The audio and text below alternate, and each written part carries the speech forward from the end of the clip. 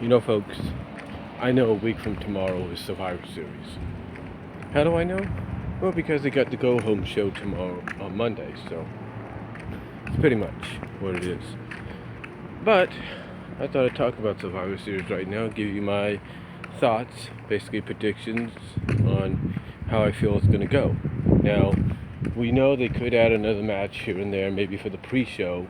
Maybe it'll be another Team SmackDown versus Team Raw deal, or it might just be members of SmackDown teaming with members of Raw against members of SmackDown, members of Raw. Maybe it might be an NXT one. I don't know. But let me give you my thoughts on it. You see, this is the 30th anniversary of Survivor Series, which is hard to believe. I mean, last year we at Survivor Series, we celebrated 25 years of The Undertaker. That's hard to believe too. But now we're doing 30 years of Survivor Series. It's hard to fathom. You know, it's kind of weird that the first Survivor Series, nobody really had team names or anything. It took about to the third one for team names to come around and be existed. And that lasted for a couple of years and then went back to regular. And then I guess in the mid-90s they decided to bring it back. That went, and then that stopped for a while. And then, who knows what Survivor Series, you know, it's like every now and then it was different. Heck, you had the one-man tournament for the WWE Championship. So that was different. But this year, so Survivor Series has had unique moments. I mean, you had Survivor Series be headlined in 2001 by Team Alliance versus Team WWE, the only Survivor Series match. Now, there have been Survivor Series events where it has been basically true to Survivor Series. You've had multi-man events, you've had multi-team events, and this year is no different. You're going to have 3 Survivor Series matches.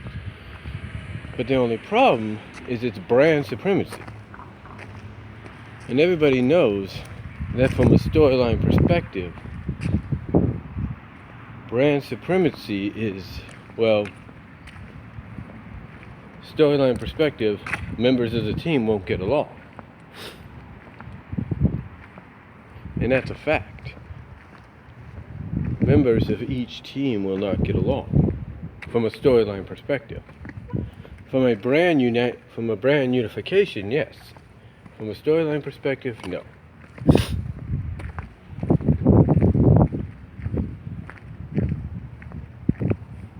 But exactly who's going to win these matches?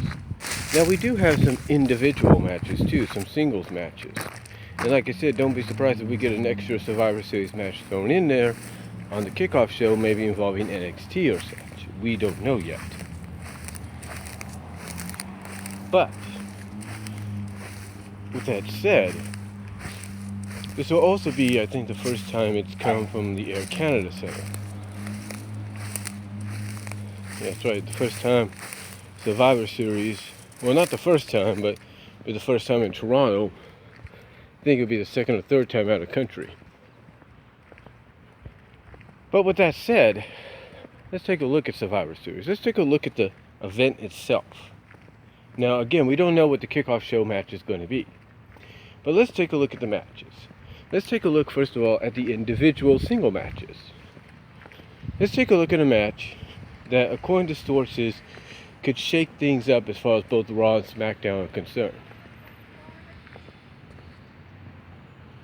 And that is Kalisto versus the Brian Kendrick.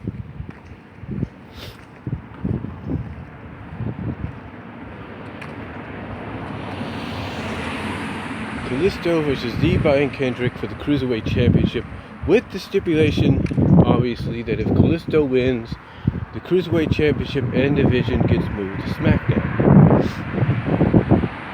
Now, according to rumors, there's a new show called The 205, which is going to debut after SmackDown and Talking Smack. that's going to be about the cruiserweights. It's going to be a cruiserweight, I guess, show with cruiserweight matches. Now, with that said, that could work. And there are rumors going around that it might benefit the cruiserweights more so than being on Raw. So, what happens to the cruiserweight division? What happens to the cruiserweights? Well, right now, a lot of the cruiserweights are signed to WWE. It's just that, as we speak, the cruiserweight is a part of Raw. And you have one cruiserweight that's being, I guess, built as the next Rey Mysterio on SmackDown. And a lot of people feel that it probably makes more sense for that division to go to SmackDown. Which it probably does. So, here's the thing. Here's the thing about that. We all know that the cruiserweight division originally was a focus for SmackDown. Basically, had a resurgence on SmackDown in the past. Most people associated the cruiserweight division with SmackDown, and vice versa, which kind of surprised them this year when it was announced that the cruiserweight division would end up on Raw. Well, a lot of people are saying that Kalisto could end up winning. And that might be true. But we also know that Brian Kendrick could win. But the question then remains, what happens to the cruiserweights? Well, we know the cruiserweights are not Raw superstars. Some of them still work independent sometimes because, they have to fulfill their contracts and they only appear on Raw once in a while. So, here's the thing. Who wins? Well, if I'm booking the show, and everything, then I have Kalisto win. Because, one, you need more attention on SmackDown. And quite frankly, 2 hours will benefit the cruiserweights even more so. And it seems that when a division like the cruiserweight division is on SmackDown, it works better to the benefit. So I definitely go with Kalisto to win. Now, prediction-wise, I could say the same thing, but I predict WWE is going to throw a curveball at us, and I predict Brian Kendrick to retain and keep the Cruiserweight division and championship on Raw. That's what I see happening. As far as the Intercontinental Championship goes, Dolph Ziggler against Raw's Sami Zayn. Now, there could be a trade in the future. Rumors going around that The Miz may end up on Raw in exchange for somebody else. I think this is where this Intercontinental Championship comes into play. Because The Miz could be traded to Raw for Sami Zayn, who would probably come in as the Intercontinental Champion, thus keep the Intercontinental title on SmackDown, as well as kind of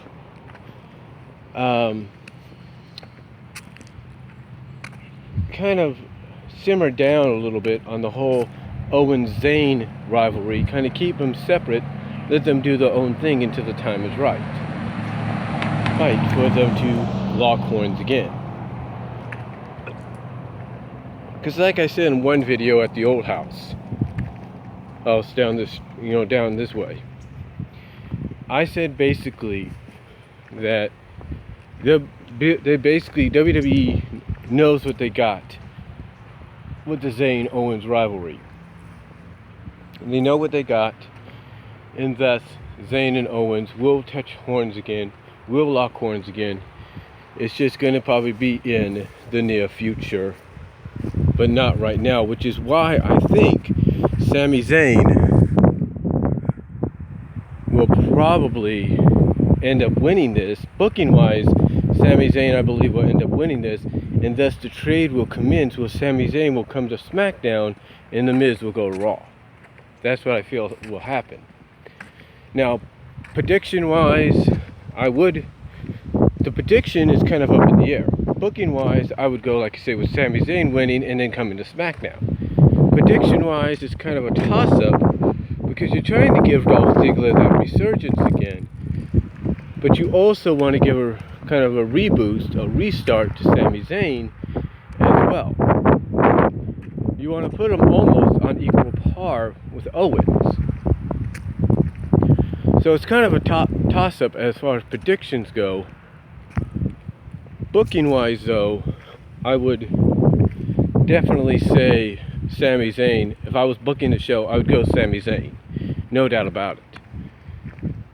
Now, we have Goldberg and Lesnar.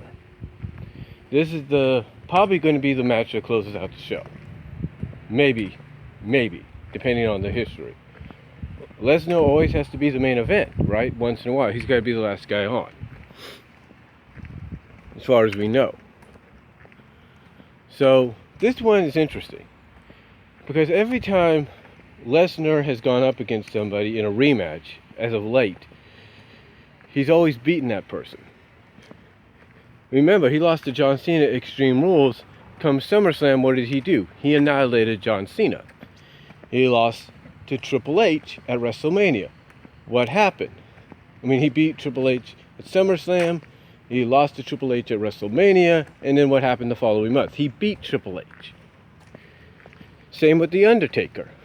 You know, he beat The Undertaker. He lost at WrestleMania. He lost to The Undertaker at SummerSlam. He beat him again in Hell in a Cell. So, there you go. So, his track record is a proven track record. You know, he has a proven track record, Lesnar. He really does. You know, he's faced Randy Orton and beaten him, let's face it, honestly, 3 times. You know, back when they both came in together, and twice this year.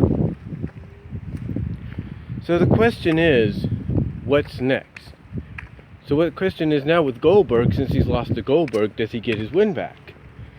My honest opinion is, I don't know. I mean, with Goldberg, here's a guy that you want to bring in, but you don't want to bring him in just because he ties into the 2K17 game.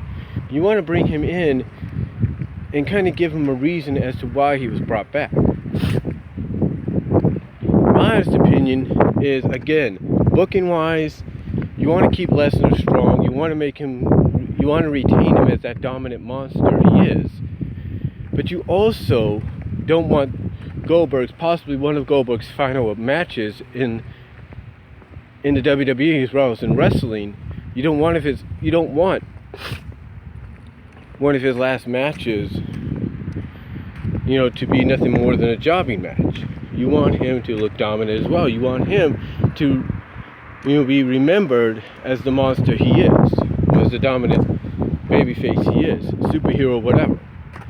So to me, it's booking-wise, it's a toss-up because you want to book both men to look strong, and prediction-wise, it's a toss-up too because you want. I mean, if you're a Lesnar fan and a Goldberg fan, you want both men to win, but you know only one could lose. But only one can win and one has to lose. So it's kind of a toss-up. It really is. So, in my opinion, it's a coin toss with those two. It's a coin toss, and we'll just have to wait to Survivor Series to see exactly what they do. And that's how I look at it, as far as Lesnar and Goldberg go. Now we get to the Survivor Series matches. The Survivor Series matches in which the event is built upon. We have Team Raw versus Team SmackDown in all 3 matches. We have the men. Let's take a look at tag teams. We have Team Raw's tag teams of the Shining Stars, Enzo and Cass, Sheamus and Cesaro, Gallows and Anderson, and the New Day. And we got them going up against the SmackDown Live tag team of American Alpha, Slater and Rhino, Breezango, the Usos. I'm trying to think who else was there. Slater and Rhino, the Usos, Breezango, American Alpha. Who else? I know there's another tag team there.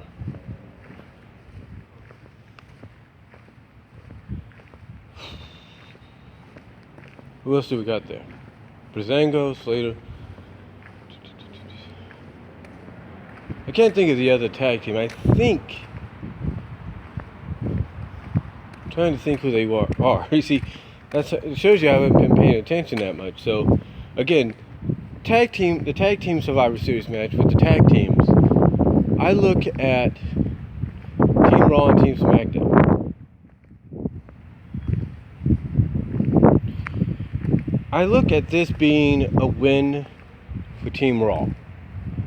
Why do I say that? Booking wise, it's a win for Team Raw. Why do I say that? Because of the fact that you have one of the most popular tag teams right now, the ones that are obviously on the verge of breaking Demolition's record, in the New Day leading the charge. You also have a tag team you're trying to establish between Sheamus and Cesaro. You have Gallows and Anderson that you want to rebuild. You have the Shining Stars you're trying to bring back into prominence. You got these tag teams. And on the other side, you got Breezango. You got Slater and Rhino. I mean, to me, this is more of a... Overall, what I'm trying to say is this is a Raw win no matter what. Booking-wise, I would book Raw. Prediction-wise, I'm going with Raw. I hate to say that. As far as the women go, we got Team Raw versus Team SmackDown with the women. Team Raw-wise, we have Charlotte, we have Sasha, we have Bayley, we have Alicia Fox, and we have Nia Jax. Against Team SmackDown's Becky Lynch, Alexa Bliss, Nikki Bella, Carmella, and Naomi, with Natalya in the corner. This is a toss-up right here. Booking-wise, it's a toss-up because you want both women divisions to look strong. Right? You want both divisions to look strong going into Survivor Series. I mean, going back into the prospective shows and the respective pay-per-views. So you want both women divisions to look good. You want to be able to, you want to use these matches as well to kind of ignite and reignite rivalries within that division that can be finalized, finished off at the respective brand pay-per-views. So to me, it's a toss-up because you want to finalize, you want to kind of put on hold after Roadblock the Charlotte-Sasha feud. You want to do that because you want to build to a Sasha-Bayley rivalry. You want to rebuild, you want to ignite, you want to, you want to give more exposure to the Becky Lynch Alexa Bliss feud for the SmackDown Women's title. You want to put more exposure, more ignition into the Nikki Bella Carmella rivalry. So to me, this is a toss-up because you want both your women divisions on both shows to look strong. But prediction-wise, I go with Team SmackDown. Why do I go with Team SmackDown? Real simple. Even though you have two rivalries there, two personal rivalries, one for the SmackDown Women's title and one that's basically built out of jealousy or envy. With those exceptions, you still see a united front. Like, hey, let's put our differences aside. As far as Raw goes, yeah, you may have Bayley and Alicia Fox and Nia Jax, but the most dysfunctional part of that team is going to be Sasha and Charlotte because both want to be the dominant female on the Raw Women's division. So, booking-wise, it's a toss-up. We'll have to wait to Survivor Series to see who wins, who's booked to win. Prediction-wise, I go with Team SmackDown for the women. Now, as far as the men go, on Team Raw, you have Owens, you have Jericho, you have Reigns, you have Rollins, and you have Strowman.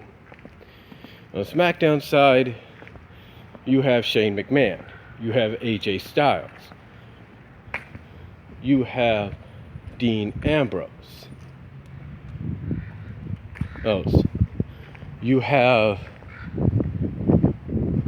okay, SmackDown side, you have Shane McMahon, you have Dean Ambrose, you have AJ Styles, and you have Orton, you have Bray Wyatt or Luke Harper. So you have those members.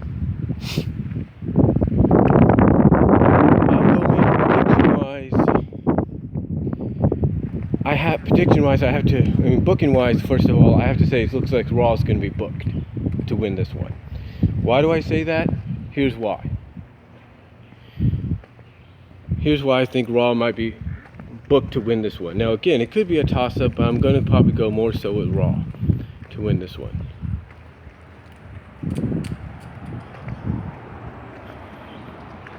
Why do I say that? Because one, you want to build up Braun Strowman to be a dominant force. Because you know eventually, knowing Vince McMahon, he's going to want to put the championship on Braun Strowman, no matter what. Secondly,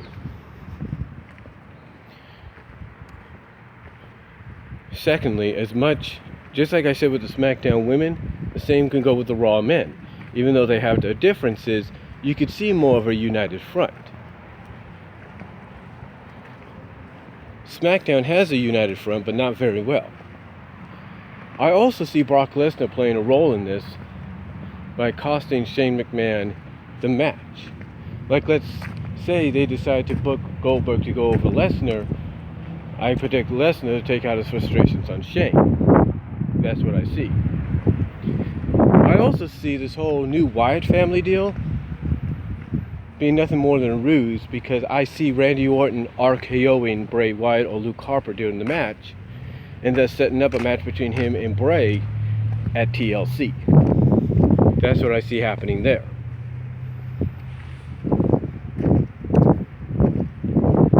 So,